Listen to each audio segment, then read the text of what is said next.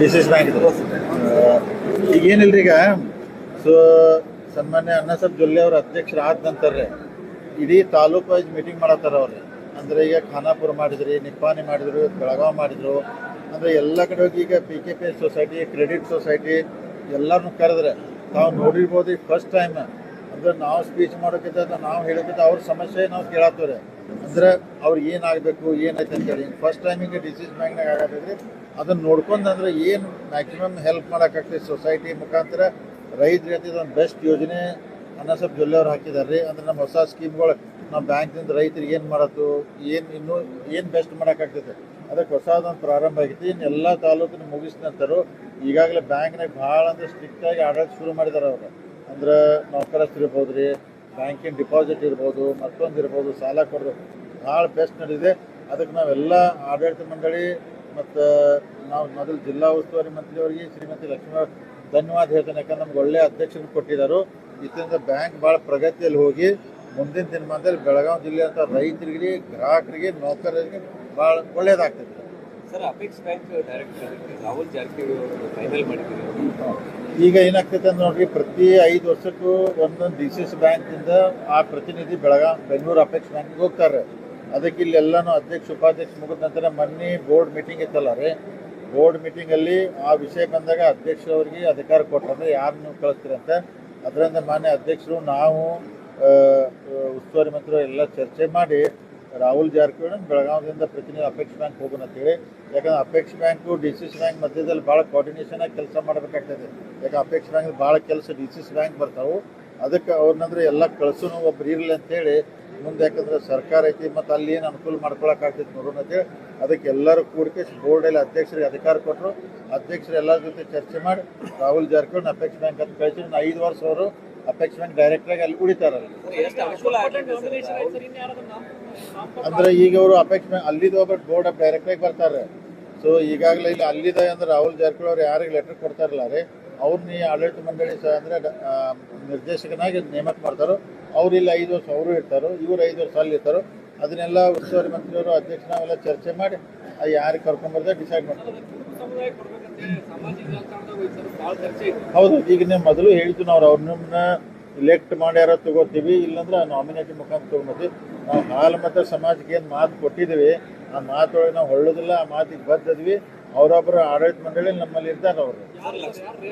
ಅಲ್ಲ, ಈಗ ಇಡೀ ಜಿಲ್ಲಾದ ಎಲ್ಲ ಜನ ಕೇಳತ್ತಾರೆ.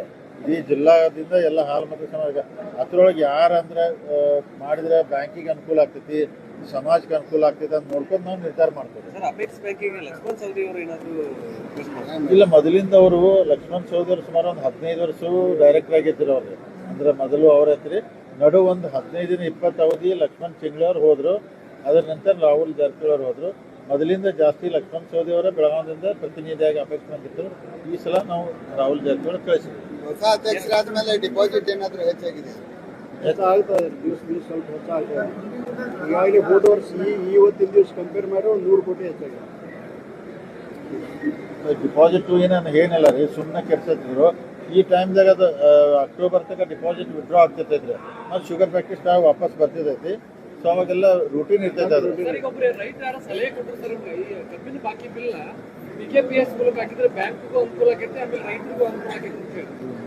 ಅಲ್ಲ, ಅದನ್ನು ಸಕ್ರೆ ಕಾರ್ಖಾನೆ ಅವ್ರು ಹಾಕಬೇಕಾದ್ರೆ ನಮ್ಮ ಕಡೆ ಇರಂಗಿಲ್ಲ. ನಾವು ರಿಕ್ವೆಸ್ಟ್ ಮಾಡ್ಬೋದು, ಬಟ್ ಅವ್ರು ಸಕ್ರೆ ಕಾರ್ಖಾನೆ ಎಲ್ಲೆಲ್ಲಿ ಡಿಮಾಂಡ್ ಅದ ಅವ್ರು ರೈತರು ಎಲ್ಲಿ ಹಾಕಂತಾರೆ ಅಲ್ಲಿ ಹಾಕ್ತಾರೆ. ಎಲ್ಲ ಶುಗರ್ ಫ್ಯಾಕ್ಟರಿ ನಿಮ್ಮ ಕಡೆ ಲೋನ್ ತಗೊಂಡೇ ಇರ್ತಾರ. ಲೋನ್ ಕೂಡ ತರಬೇಡ್ರಿ, ಎಲ್ಲರ ಕಡೆ ತಗೊಂಡಾರ ಅವ್ರಿಗೆ. ಎಲ್ಲ ಕ್ರೆಡಿಟ್ ಸೊಸೈಟಿ ಅಲ್ಲ, ಇಡೀ ನ್ಯಾಷನಲೈಸ್ ಬ್ಯಾಂಕ್ ಎಲ್ಲ ಕಡೆ ತಗೊಂಡಾರ ಅವ್ರು. ಮತ್ತೆ ಏನಾಗ್ತದೆ ರೀ, ಅವರು ಹೇಳಿದ್ದು ಅನ್ನೋದಕ್ಕಿಂತ ರೈತರದಲ್ಲಿ ರಿಕ್ವೆಸ್ಟ್ ಕೊಡ್ತಿರ್ತಾರೆ. ನಮ್ಗೆ ಮೊದಲು ಕಬ್ಬು ಏನು ಕಳಿಸ್ತಾರಲ್ಲ, ಅವಾಗ ನಮ್ಗೆ ಈ ಬ್ಯಾಂಕಿಗೆ ಕೊಡ್ರಿ, ಈ ಸೊಸೈಟಿ ಕೊಡ್ರಿ, ಅಲ್ಲೇ ಹಾಕೊಂಡ್ ಬರ್ತಾರಲ್ಲ ಅವ್ರಿಗೆ ಹಾಕ್ತೀವಿ. ಇಲ್ಲ, ನೀವು ಲೋನ್ ಕೊಡೋ ಮುಂದೆ ನಮ್ಮ PKP ಬಿಲ್ ಪಾವತಿ ಮಾಡ್ಬೇಕಂತ ಕಂಡೀಷನ್ ಹಾಕಿರಿ ಕೊಡ್ತಾರೆ ಅವರು. ಅಲ್ಲ, ಈಗ ಅವ್ರು ರಿಕ್ವೆಸ್ಟ್ ಮಾಡ್ತೀವಿ ಮತ್ತು ಅವ್ರು ಹೇಳಿದ ಟರ್ನೋವರ್ ಜಾಸ್ತಿ ಆಗ್ತಿದೆ, ಅನುಕೂಲ ಆಗ್ತೈತೆ, ಪ್ರಯತ್ನ ಮಾಡೋಣ. ಯಾಕಂದ್ರೆ ಸ್ವಲ್ಪ ಎಲ್ಲ ವಿಶ್ವಾಸ ರಾಹುಲ್ ಜಾರಕಿಹೊಳಿ ಅವರು ಅಪೆಕ್ಸ್ ಬ್ಯಾಂಕಿಂಗ್ ಕಳಿಸೋದ್ರಿಂದ ಎಷ್ಟು ಅನುಕೂಲಗಳಾಗಲಿದೆ?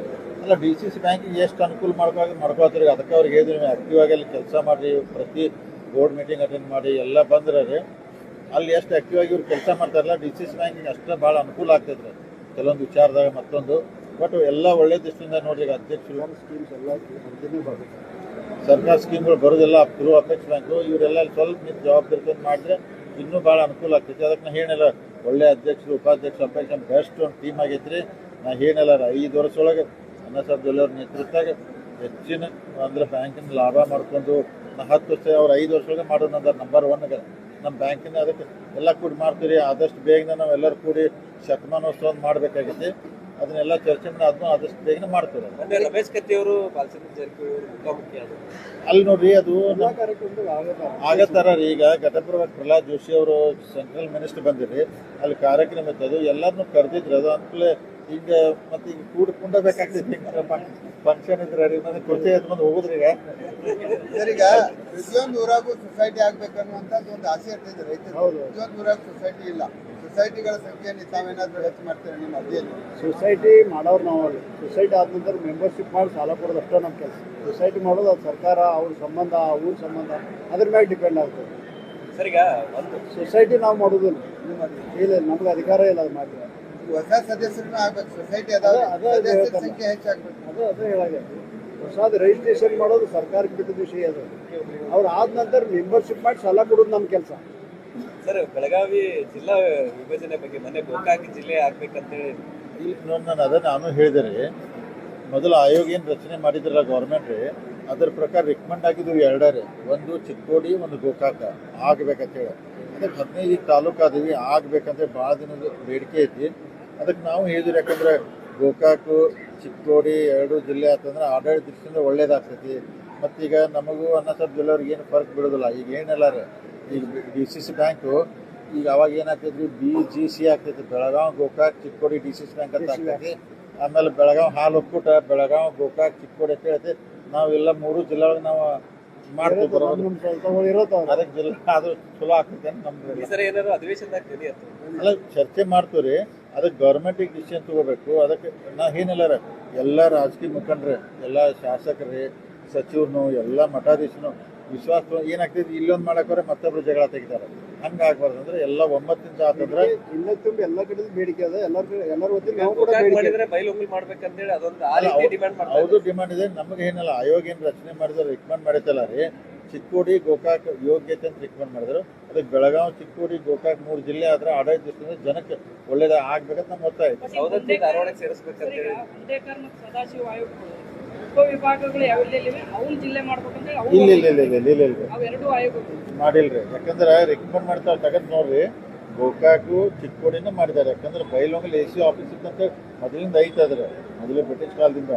ಅದು ರಿಕಮೆಂಡ್ ಆಗಿಲ್ಲ. ಅದು ಯಾಕಂತ ಅವ್ರು ತೆಗೆದು ನೋಡ್ರೆ ಇವನು 2 ಮಾಡಿ. ಯಾಕಂದ್ರೆ JH Patel already Chikkodi Gokak declare ಮಾಡಿಬಿಟ್ಟವ್ರು. ಆಮೇಲೆ ಪೊಲಿಟಿಕಲ್ ಒತ್ತಡಕ್ಕೆ ಬಂದ್ಬಿಟ್ಟು ನನಗೂ ಆಮೇಲೆ ಹಿಂಗೆ ತಕೊಂಡ್ರೆ ಅದು ಇಲ್ಲ, ಗಡಿ ವಿವಾದ ಇದೆ ಅಂತ ಹೇಳಿ ಗಡಿ ವಿವಾದ ಬಗೆಹರಿವರೆಗೂ ಕೂಡ ವಿಭಜನೆ ಮಾಡಬಾರ್ದು ಅನ್ನೋದು ಒಂದ್ ಕಡೆ ಇದೆ. ಈಗ ನಮ್ದು ಎಲ್ಲ ಒತ್ತಾಯ ಐತ್ರಿ. ಅದಕ್ಕೆ ಗೌರ್ಮೆಂಟ್ ಆದಷ್ಟು ಬೇಗನೆ ಡಿಸಿಷನ್ ತೊಗೊಂಡ್ರೆ ಒಳ್ಳೇದು. ಯಾಕಂದ್ರೆ ಈಗ ಅಥಣಿಯಿಂದ ಬರ್ಬೇಕು ಬೆಳಗಾವಿಗೆ ಅಂತಂದ್ರೆ ಬಹಳಷ್ಟು ತೊಂದರೆಗಳಾಗ್ತವೆ. ನಿಪ್ಪಾಣಿಯಿಂದ ಬರ್ಬೇಕಂತಂದ್ರೆ ಕಷ್ಟ ಆಗ್ತದೆ. ಗೋಕಾಕ್ನಿಂದ ಬೆಳಗಾವಿ ಭಾಳ ಹಿಂಗಾಗಿ ಅಂದ್ರೆ ಬಾರ್ಡರ್ದಿಂದ ದೂರ ಆಗ್ತದೆ.